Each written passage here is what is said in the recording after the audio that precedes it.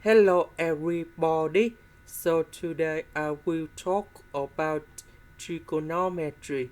The topic today is about we need to prove this one. So now I will show you how to answer. Tan x, tan x we can do about factorization.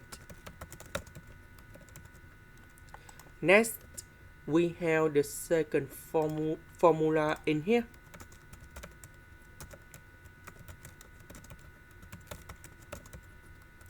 So I will put number 1, go to the right.